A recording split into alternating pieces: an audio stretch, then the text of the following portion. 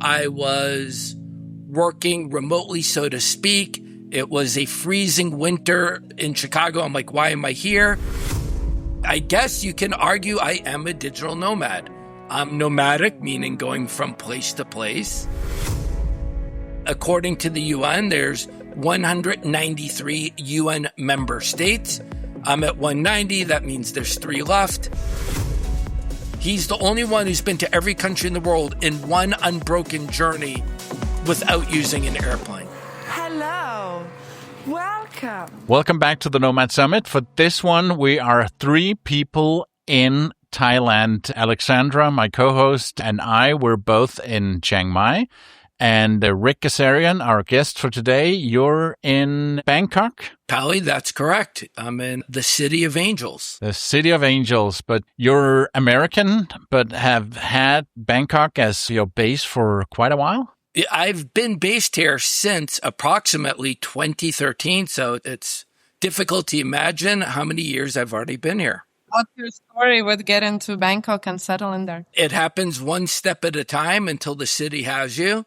I was living in Chicago. I was working remotely, so to speak. It was a freezing winter in Chicago. I'm like, why am I here? At the same time, I was reading this book. It was called The Gospel of Father Joe, about an American priest that moves to Bangkok in the 1970s. And since then, he's been doing this giant outreach program to help the underprivileged in Thailand. And I said, hey, I'm going to go volunteer for that guy. And I flew out to Bangkok, and one thing led to another, started doing some volunteer work. And here I am 13 years later. That's pretty cool. Very unique reason, I think, for digital nomads. You don't hear that often. Oh, I came to volunteer first and then decided to stay. Usually it's something more just like, I came there, fell in love with the country. That happened at the same time as well. It's hard to not fall in love with Thailand. I think the 3 of us are agreeing on that fact. Yeah, but what is it about Bangkok? Because it's also Thailand, but it's very different to Chiang Mai. And I fell in love with Chiang Mai, but I am yet to fall in love with Bangkok. I just think it's too hectic and too big. Palle, I need to take you under my wing. I'm going to get 1 week with you, take you around, and you're going to sell everything and move south to Bangkok. How's that sound? Yeah, I've been really trying a lot because I know that so many people, they absolutely love it. And maybe I've just been hanging around in the wrong areas. So yeah, I'll take you up on that, Ric. Yeah, but what you guys are getting at, I agree with. There's just so many pros and cons. Do I want to live in Chiang Mai? Do I want to live on one of the islands? Do I want to live in Bangkok? Do I want to live in a village? And I think we all have this weighing machine, and we're trying to find that precise balance that meets your own personal needs and expectations. I've lived in Koh Samui for a couple of months. I've lived in Phuket for several months. I love both of those islands. I think what I was missing is the collision of everything that takes place in Bangkok. If you want to go to a Tuesday meetup with entrepreneurs in technology, you can do that.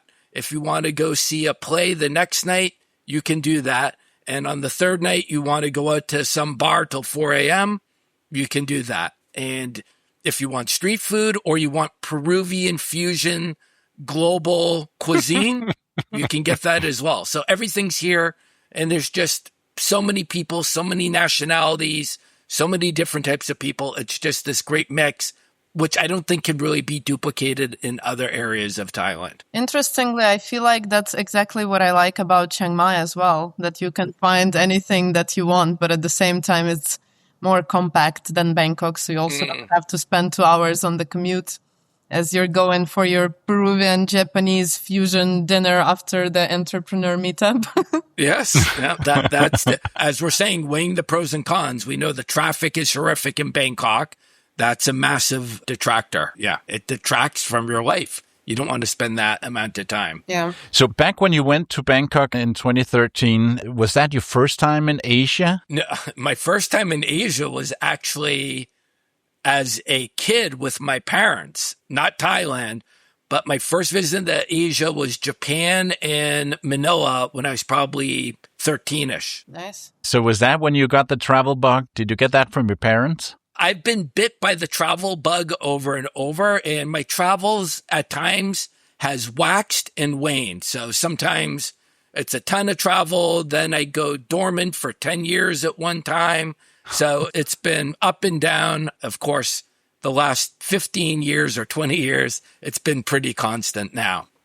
That's crazy how you manage to have some breaks in your traveling routines and yet still visit 190 countries already. Yeah. So there was one period after university, I got a traditional job. And virtually for 10 years, I never left the US. I was doing tons of domestic travel for work, and I was keeping very busy, having a ton of fun. And international travel took like a 10-year respite. Then I got laid off at one point. I took a 4-month trip. I went back to the corporate world. Then I got laid off again. I took a 3-month trip. Then I went back again. And then in the Great Recession in 2008, I lost my job. And that really was the giant pivot. 2009 was the giant pivot to go from a more traditional life to a non-traditional life. That was the real fulcrum. So would you say that you're a digital nomad, Ric Gazarian? Palle Bo, I was scared you were going to ask me that question. And I don't know. I'm looking right now at 2 amazing experts who are firmly ensconced in the digital nomad world. I'm going to turn it on you guys. Am I a digital nomad? No, and I'm sure that if Christoph was here, he would kick me if I ask you, what is a digital nomad? I don't know. I guess you can argue I am a digital nomad. I'm nomadic, meaning going from place to place. Digital, I work digitally from my computer, running my business. Hence, I guess I'm a digital nomad. Tell us what it is that you do for work. I have 2 jobs. Only 2.5, Alexandra. I don't know. So I have one job, which is the boring job, which pays 95% of the bills. That is real estate investing in the US. And then the second job, and this might have several parts to that, I work in travel. I've been blogging since 2014. I've been podcasting since 2016. And I also organize an event called the Extraordinary Travel Festival. This is an event. It's the largest gathering of the world's most traveled people. So I organize this event every 2 years. Next one is in Bangkok in October. And you come from a slightly different world than the traditional laptop traveler, because you're into this extreme traveler community. Alexandra already mentioned that you've been to 190 countries, and your podcast is called Counting Countries. It's about visiting the entire planet, and you're very close to the final country. I'm at the final push, Palle. According to the UN, there's 193 UN member states. I'm at 190. That means there's 3 left. What are they? There's one country which I've been trying to get into for 10 years, and I've been rejected for the visa multiple times. I'm not saying that country out loud in public. So it's a country located in Asia that is not very forgiving with the visa process for me. So I have that country, and then 2 very easy countries, Malta and then Ireland. I've been saving Ireland for about 10 years to be my last country. Why?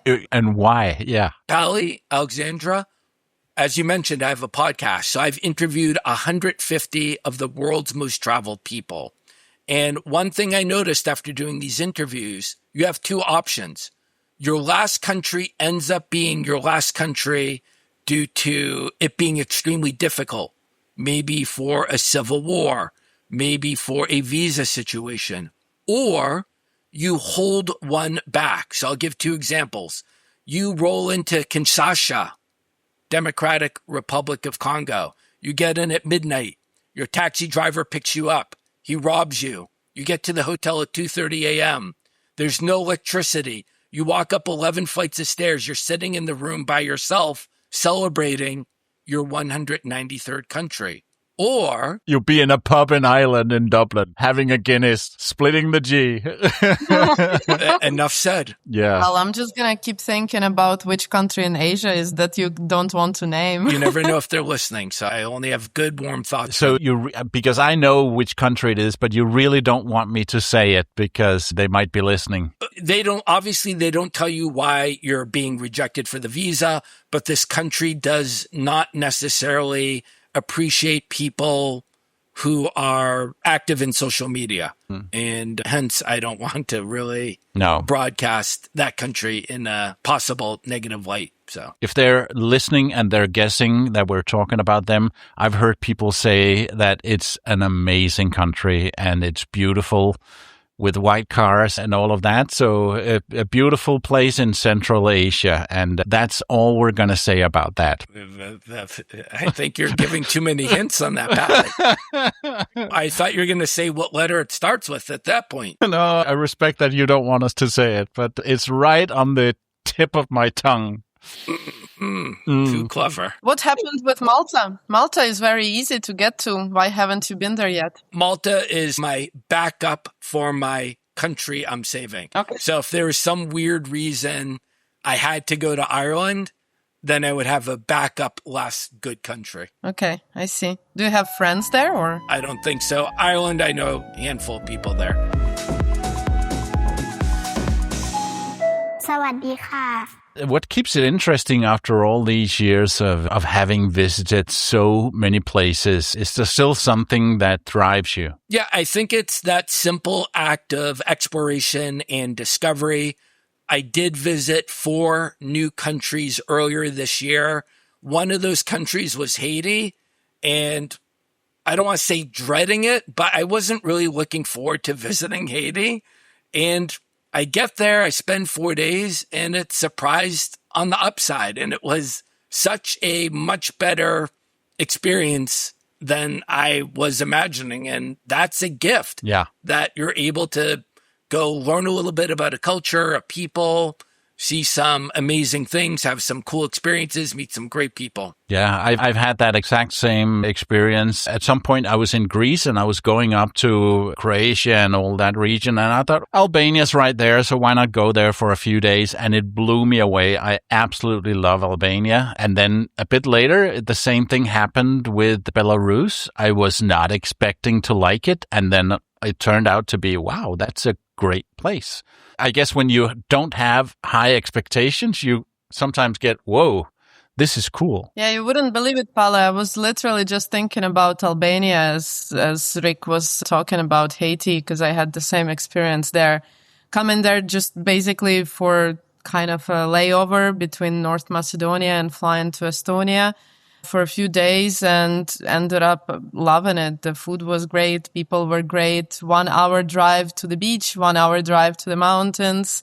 Yeah. It was so much nicer than I would have thought. I think the 3 of us should leave Thailand and move to Albania then. Yeah, I'm seriously considering doing that. Yeah, Albania is amazing. What was it about Haiti? Was it the nature? Was it the food? Was it the people? What was it that made you think that's a cool place? I think Haiti, and it's not a media distortion, Haiti at some level is on the verge of being a failed state. Specifically, Port-au-Prince is, from my reading, it's ruled by multiple gangs. There's a very weak police force. There's some UN forces there. But it's one of those things, a country is larger than the understandings of just one area. So Port-au-Prince might be a mess. I would not visit Port-au-Prince. It's not worth it, in my opinion. But Cap-Haïtien, the second biggest city where I visited, if you had not been reading the media, it looks like a relatively stable and safe place. So number one, a big surprise on the upside in terms of security. And I never, ever would have imagined this before I departed from my trip, that I would tell you I went on a bar crawl one of my nights in Cap-Haïtien. Wow. I was with a friend of mine. We went out independently, no guide, no nothing. And we went to about 5 different bars and strolled around on the streets. Absolutely no issues. And if you told me a month before my trip to Haiti that I'd be doing a bar crawl, I would tell you absolutely that would not be the case.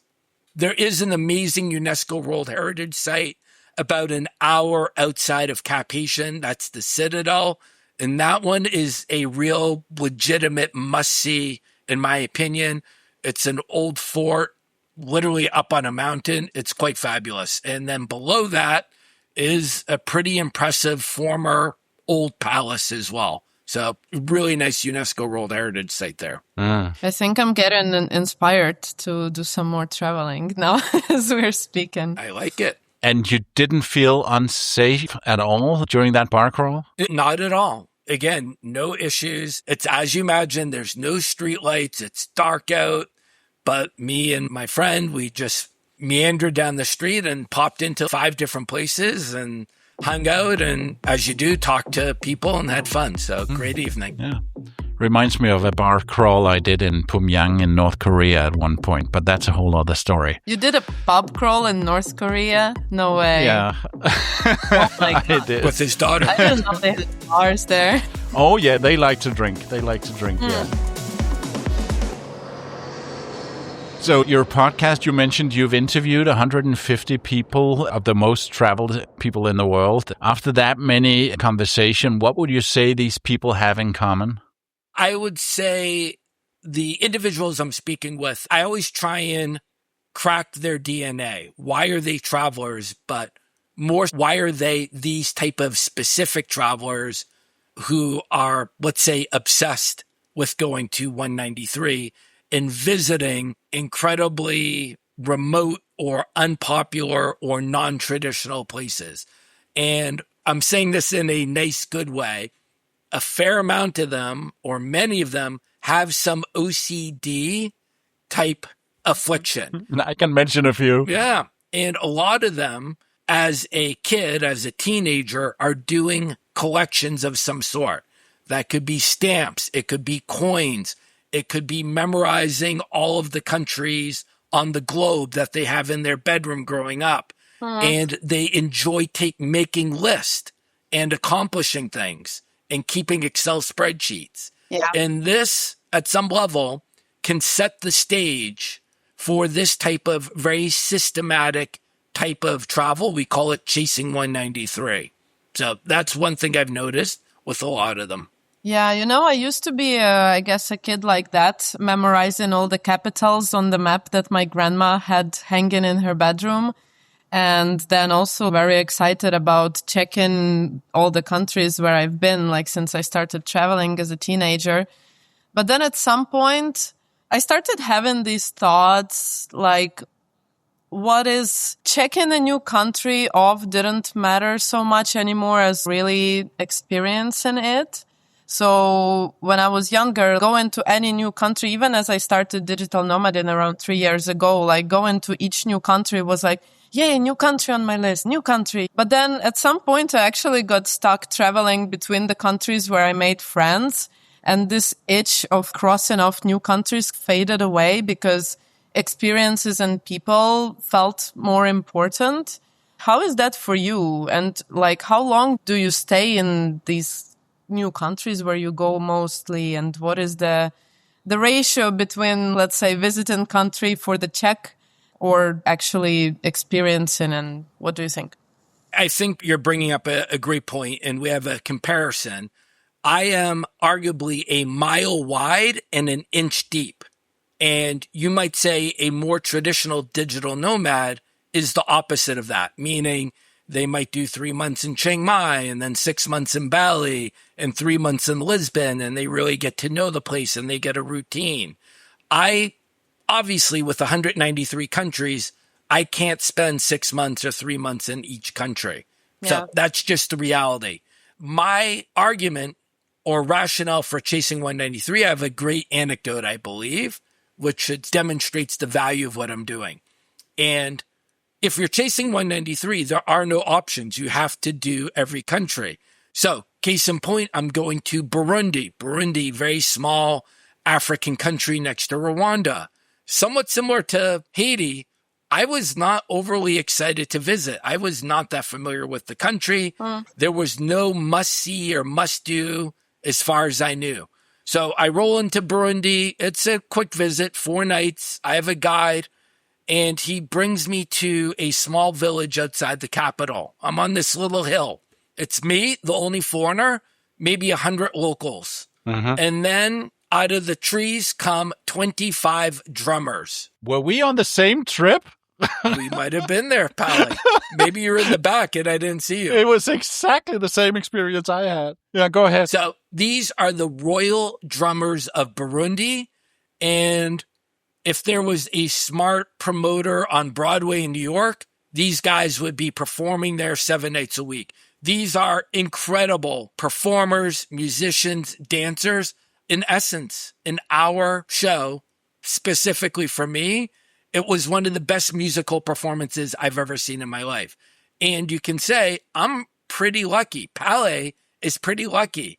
I don't know if it's 5 or 10 foreigners a week who get to see this. Maybe there's only 500 foreigners a year who get to witness this type of performance. And the catalyst is Chasing 193.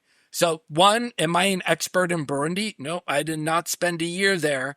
Yeah. But I might argue better educated about Burundi than the average guy in the street who, one, has never heard of it, and two, doesn't know where it is. True. Yeah, and I visited Burundi after I visited Rwanda. And again, it was one of those, I'm close by and I want to go. So I went for 3 days. But I got there and I also got a guide. And he showed me around in Bujumbura and outside, and I saw the two explorers shaking hands. Dr. Livingstone, I presume. And then I so wanted to see some Burundi drummers, and I was like, oh, can't we do that? Can't we do that? No, but that was not in the book. And then we walked down the street, and there was a group practicing and rehearsing for a show, and I went in and I recorded some stuff for my podcast and did an interview and just got a private show, and it was amazing and really, really good experience. Awesome. Great. But Ric, you've gone from being a traveler yourself to building things around other travelers. So obviously your podcast, you've been spearheading Travel Massive in Bangkok for years. And now you're doing the Extraordinary Travel Festival. When did you realize that bringing people together was becoming an important part of your traveling life yourself? During COVID, I wasn't traveling as much. Gave me a little bit more time to think. And I think I had a WhatsApp call with one of my travel friends, Detective Mike Sappho from NYPD. Oh, yeah. He also happens to be Chasing 193. Yeah. Great guy. And after that call, I realized I'd been talking to Mike for 6 years at that point on WhatsApp. We've never met in real life. And even in 2026, now over 10 years, we've never met. I talk to him, 10, 20 times a year. I call him my friend. Yeah. But he's virtual. And I think many of us might be in the same situation. Probably before 2015 or 2010, I would never say I had this invisible friend living across the country who I'd never met in real life. In other words, the extreme travel community, those people chasing 193, I realized I'd formed all these relationships over the years around the world with people who are sharing my same passion, my community. I'd never met them in real life. Or maybe I met someone once 6 years ago on a tour in Iran, or I'm transferring in Abidjan at the airport and I run into someone from the community. So that was the catalyst or the inspiration. Extraordinary Travel Festival. The first one was in 2022. And the idea was, okay, let's bring the virtual community into a real life setting. And that's one of the main drivers of the ETF. Is community and bringing people together in a good and positive way. Yeah, and I remember when I attended that festival in Yerevan in Armenia, people were saying all the time, oh, finally I meet you. I've known you for years and we've never met. And the same for me. There was so many people that I'd spoken to a lot or written with that I never met, that I met for the first time there. So that's unique. For somebody listening to this thinking, that sounds interesting, but wait a minute, I'm a nomad. I'm not an extreme traveler. I'm not aiming to visit every country in the world. Should they go as well? I have a couple of taglines for my event. One of my taglines are the world's most accomplished, avid, and adventurous travelers. So I'm looking at Alexandra. She might not be chasing 193, but I'm pretty sure I would say she's a very avid traveler, very enthusiastic traveler. And I would probably say she's a very accomplished traveler.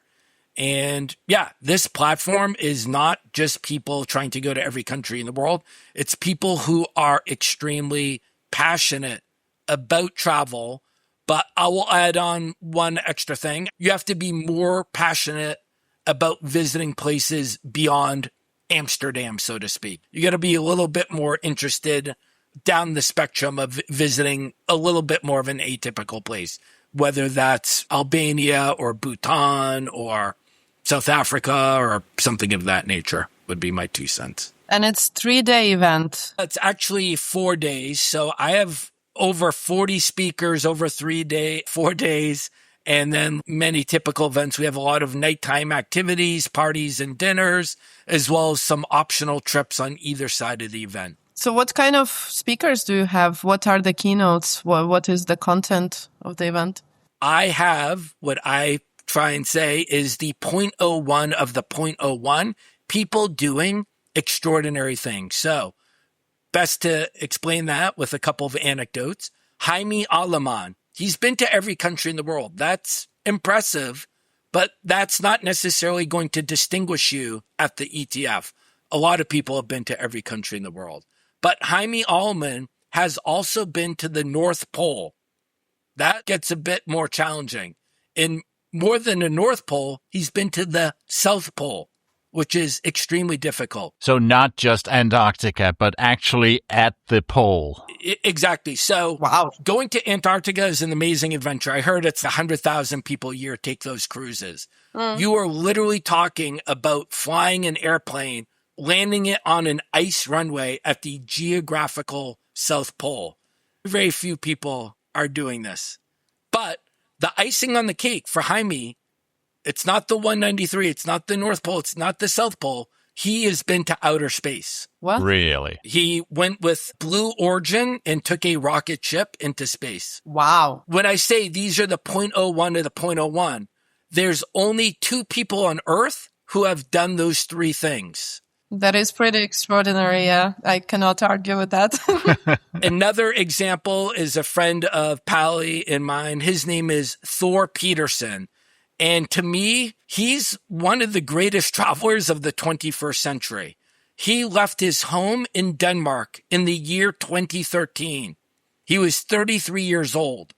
He did not return to his home until 10 years later as a 43-year-old man. So imagine a 10-year gap in your life, not seeing your family, missing every birthday party, wedding, anniversary, funeral.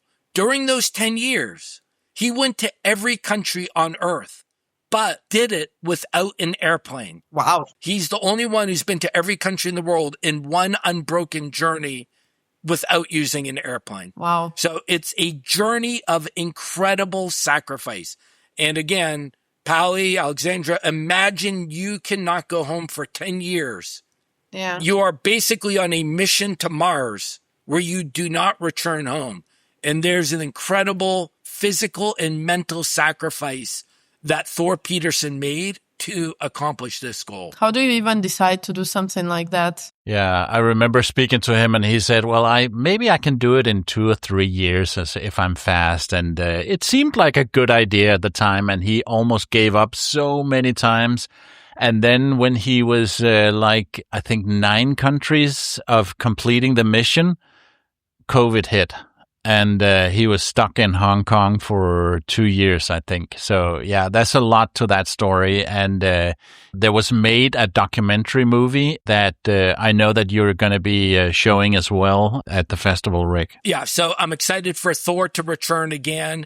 He is coming back with his documentary. It's called The Impossible Journey. It's a full-length 90-minute doc on this incredible thing that he has accomplished. Yeah. Rick, it happens in October. Give us the exact dates and where people should go. October 22 to 25, Bangkok.